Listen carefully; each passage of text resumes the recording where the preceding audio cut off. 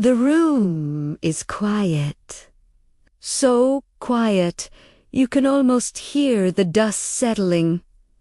It's funny, I used to hate silence. Now it's my closest companion. In this dim light, memories come alive, playing like old films against the backdrop of these four walls. I often find myself thinking about her, the one from university. Her laughter was the kind that could fill a stadium, bright and unapologetic. We were just kids, full of dreams and clumsy firsts. Life, as it always does, pulled us in different directions.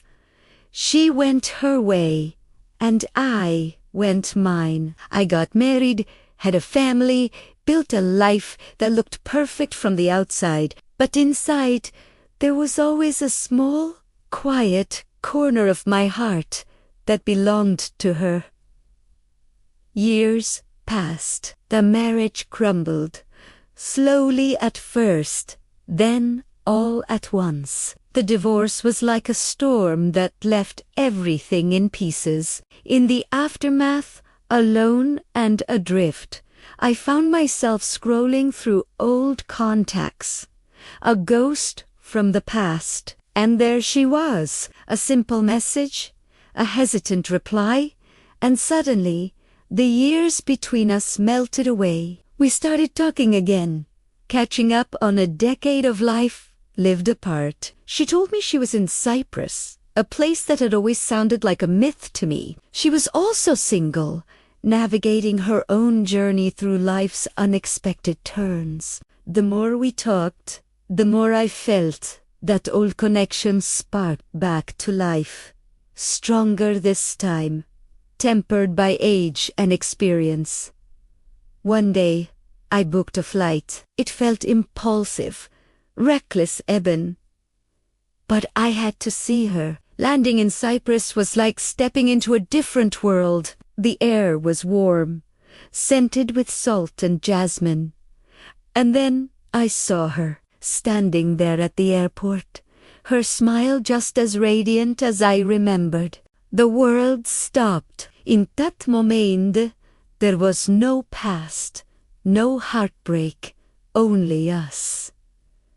Cyprus became our sanctuary. We drove along winding coastal roads with the windows down, the Mediterranean sun on our faces. We'd find secluded beaches and lie on the sand, talking for hours, until the sun dipped below the horizon, painting the sky in shades of orange and pink. Her hand fit in mine like it was always meant to be there. It felt like coming home. We explored ancient ruins, wandered through quiet villages where old men played backgammon in the shade. We'd eat at small tavernas sharing mazé, and laughing until our sides hurt. Every day was an adventure, a rediscovery of each other. I remember one evening, we were sitting on a balcony overlooking the sea. The moon was a silver coin in the dark sky. She looked at me and said, "It feels like we're finally where we're supposed to be." And I believed her. In her arms, the loneliness that had haunted me for so long finally disappeared. For the first time in years, I felt whole. I felt happy. The quiet room I'd left behind felt like a distant nightmare. Here, with her, life was vibrant, full of color and sound and warmth. But reality has a way of creeping back in. My phone would ring, pulling me back to my other life, the one with responsibilities and lingering complications. My children. The logistics of a life I had built and then dismantled. Friends and family back home would ask questions, their voices laced with concern and judgment. "Are you sure about this? What about your kids? Isn't it too soon?" Their words were like small stones, chipping away at the beautiful world we had built. The pressure started to mount, an invisible weight on my shoulders. Our perfect bubble began to feel fragile. I tried to ignore it. I tried to stay present, to hold on to the magic of Cyprus, but the outside world was loud. I started to feel the pull of my obligations, the guilt of being so far away while so much was still unresolved back home. The laughter we shared started to have a different edge to it, tinged with a quiet desperation. The silences between us grew longer, filled with unspoken fears. We both knew our time was running out. She saw the conflict in my eyes, the battle I was losing against myself. The beautiful island that had been our paradise began to feel like a gilded cage. The day I had to leave was the hardest day of my life. We stood at the same airport where we'd had our joyful reunion, but this time there were no smiles, only tears. "I have to go back," I told her, my voice breaking. "I have to sort things out for my kids." She just nodded, her own eyes swimming with a pain that mirrored my own. She understood. She always did. That was the most painful part. She never fought it.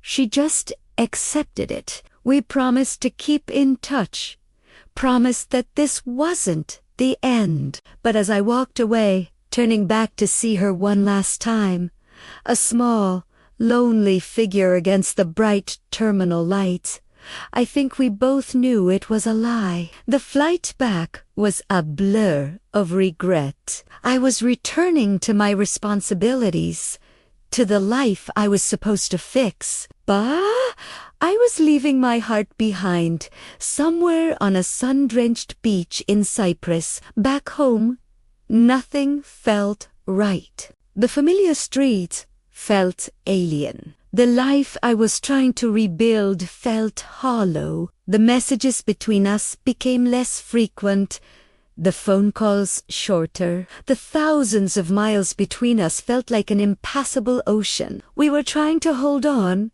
but the threads were unraveling. The societal pressures, the judgment, my own inability to bridge the two worlds I was living in. It was all too much. It poisoned everything. The final conversation was quiet, filled with a profound sadness. It was an admission of defeat. We let each other go. A second heartbreak, deeper and more painful than the first, because this time we knew what we were losing. We were losing a second chance, a real, tangible happiness that we had held in our hands. We were losing the version of ourselves that existed only in the sunlight of Cyprus. We were losing the future we had dared to dream of on that moonlit balcony. And so I find myself back here, in T's kit, dimly lit room.